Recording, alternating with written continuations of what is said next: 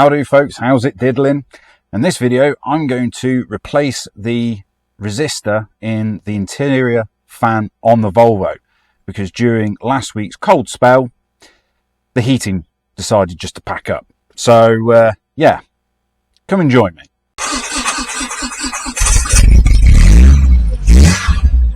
How much rust? All of it. So I've jumped a few steps ahead.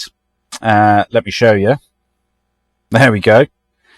So I've already got the glove box out and the fan, basically because it was really cold and need to figure out and order the part. Now I have tested the fan to make sure that it works. That's perfectly fine. I know that the fuse for that part of the unit works as well. That's no problem. So let me show you how to get to the motor, whereabouts it is, and all the screws. Now you can use this kind of theory for most vehicles that's got the interior fan that's accessible, but yeah, this is on my 2004 Volvo v70. So here's the massive void where the glove box meant to be. So the tools you'll need is a T25 screwdriver.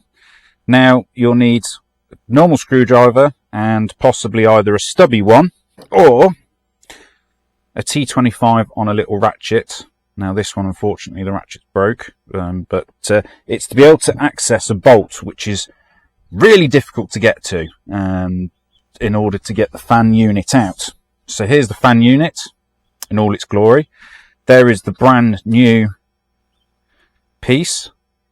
So let's chuck it back in and see if it's worked. Right folks, so here we go. Now the fan is all disassembled.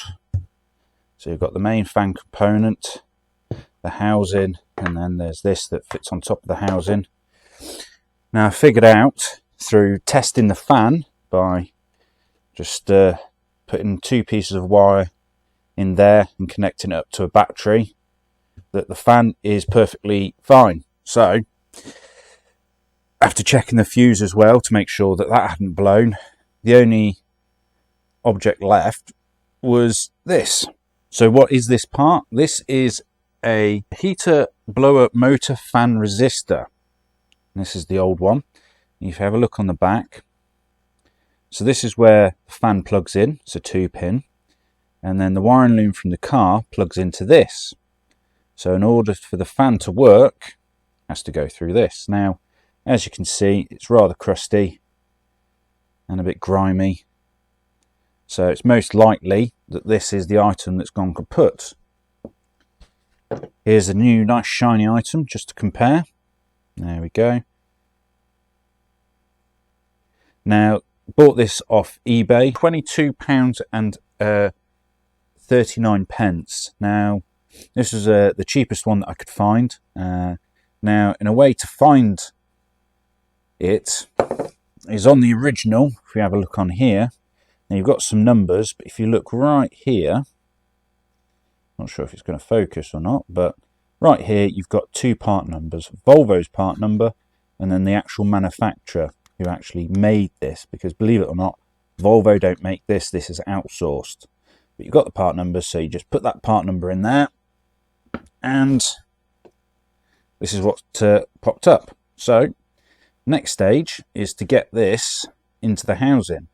Kind of doing it a bit backwards because I took this all apart without filming it, but be able to show you what to do if yours breaks as well. So get the housing, flip it over, and it just simply plops in there like that. And there's two fixings. There's one up in the corner here and one there. These are the screws that you'll need. Now these are a Torx head. So I've got a T25. You'll also need this to be able to get this out, because on here you can see 1, 2, 3, 4. So you've got 4 fixings. I believe it's 4.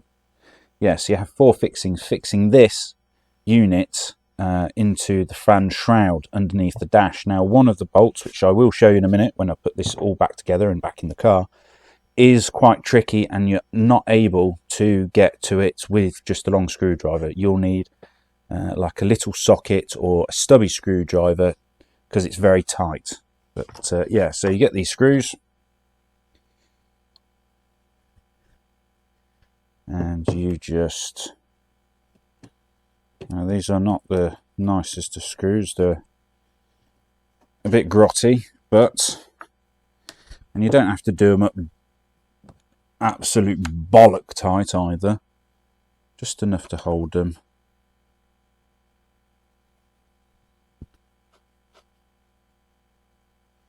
There you go, so that's secure. Next step, now you have these two screws. These two fit in the back of here, like so, but we'll put them in a minute.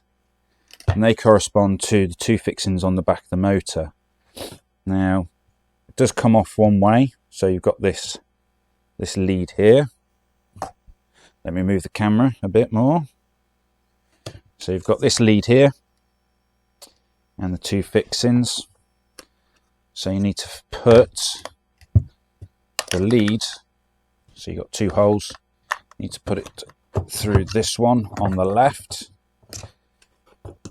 Now it is a tight fit, but you kind of want to line, just bring it a bit closer, so you want to line these two holes up with the holes in regards to the fan.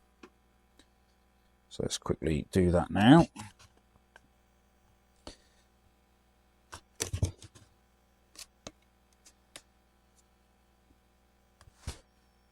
So there we go, you can see they're lined up, and you take your two screws,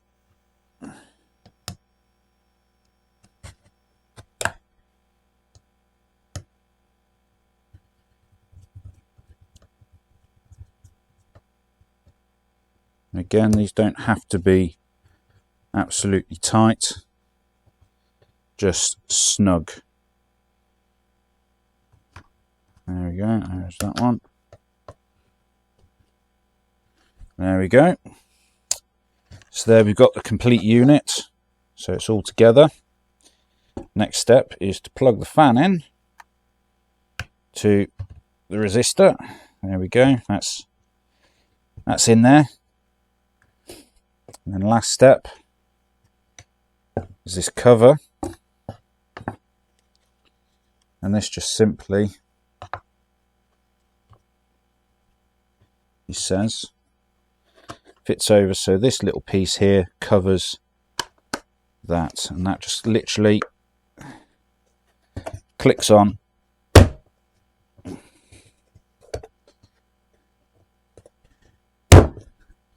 like so. Might need a bit of persuasion, but there we go, and that is on. So, you know, I said there was 4 fixings, there's actually 5. So you've got 1, 2, 3, 4, but then you've got this 5th one. Now I believe this one is the bit of a pain to get to, I'm not entirely sure. So now that that's done and all back together, let's go to the car and I'll show you what you have to undo in order to get this out and back in. So now you will have to remove some items, as you can see, in order to get to the fan motor. So you can kind of do this without removing the glove box, but I just found it far easier. So you'll have 2 fixings here, and then another 2 either side. Now these ones are easy to get to. The ones at the side down here, you'll have to open the glove box, remove the lid and lower the lid down. I've also removed the carpet back, so I've got a bit better access, and also there's a piece of trim here to be able to kind of move the carpet. So I've got all the screws on the floor here, and just to give you some indication, 1, 2, 3, 4, 5, 6. Oh, okay. So you got these ones, these kind of goldy looking ones. They're what hold the fan motor in, and it kind of tucks up into there. Here's the main plug.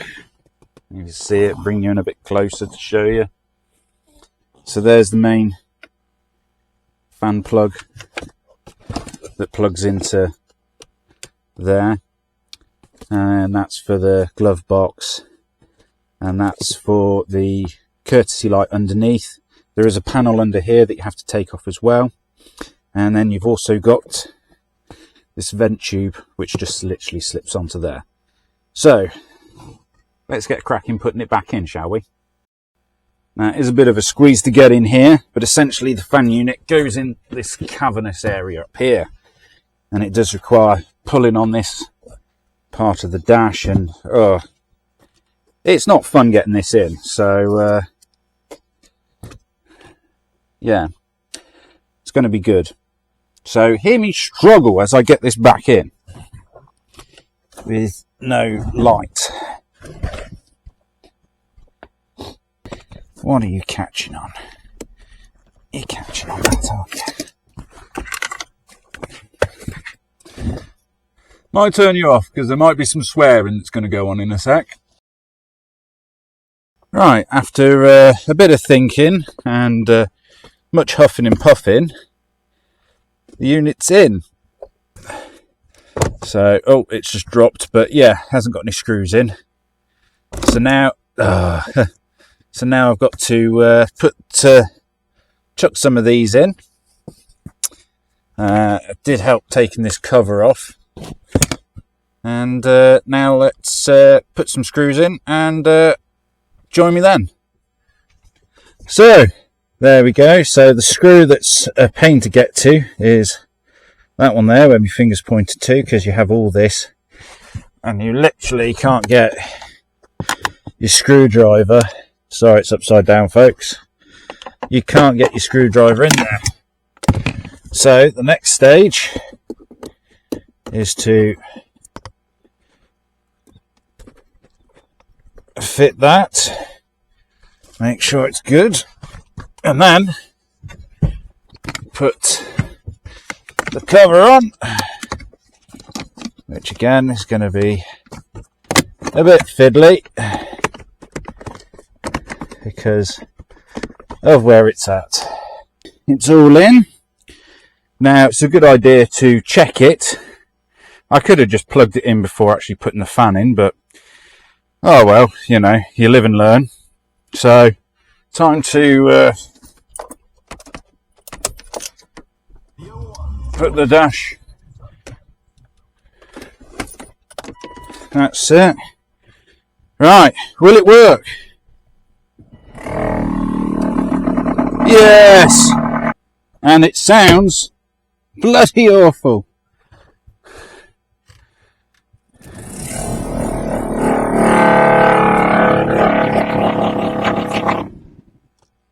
Now the reason it sounds like that is because I know that the fan is slightly broken, so it's vibrating, so it'll probably end up needing a new fan shroud or whatever, but it's in, and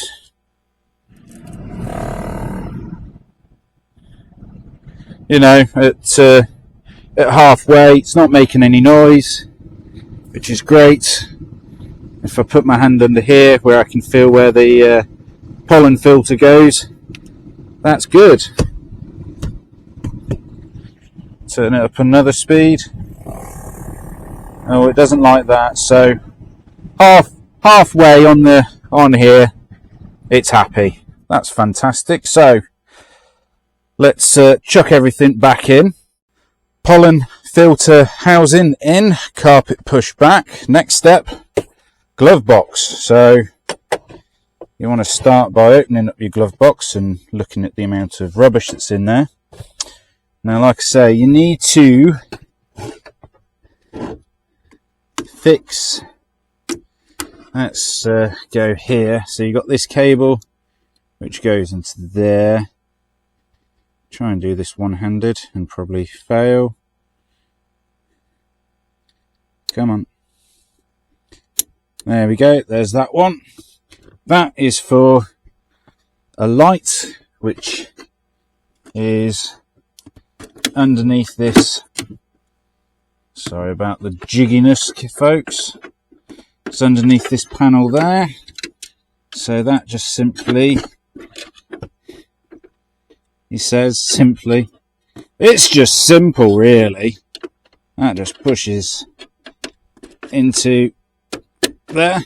Oh look, we got lights, so that's all connected up.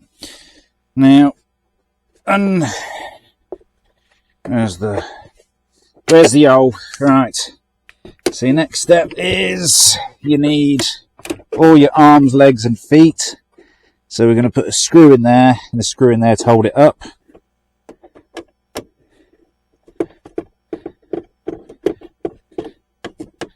That's one in. Now I've got my foot at the bottom of this just to help it.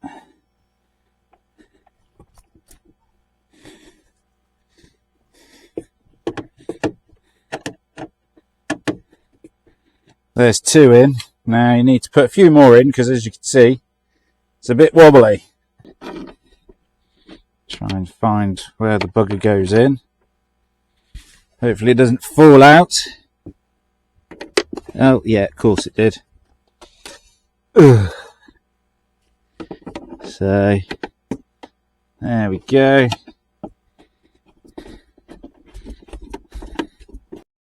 And then your last two screws, one goes deep under there and under there, and there we go. So then you simply push. Now you got this tab here, so just push it and you hear that. Now notice on this Volvo there's this slot, and behind it is this piece that just slots in. Push that down, and that's what gives you the action for it to come down slowly. All I've got to do now is chuck this panel in, which goes in there, this bit of trim, and we're done.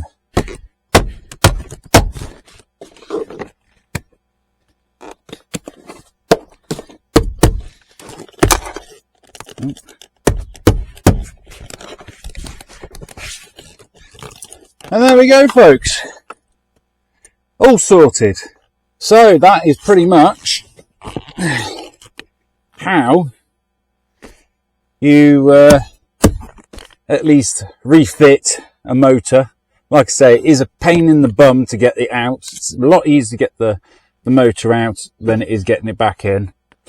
And you also have to be careful that with the fan actually being plastic, being brittle, and, you know, depending on the age of the vehicle, like I say, this one's 20 years old, it can crack. And, well, as you heard earlier, it's okay at half speed, but at full speed, oh, it's not happy. But it works. I've got heat again, just in time for, well, spring, really. Like I say, this decided to break on me when we had that really cold spell last week. So it was definitely interesting trying to drive this car with no heat whatsoever.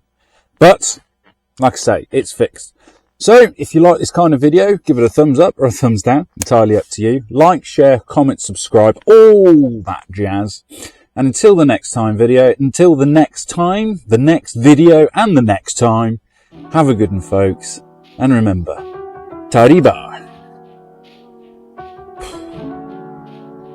I'm off for a drink. Nice cider would do.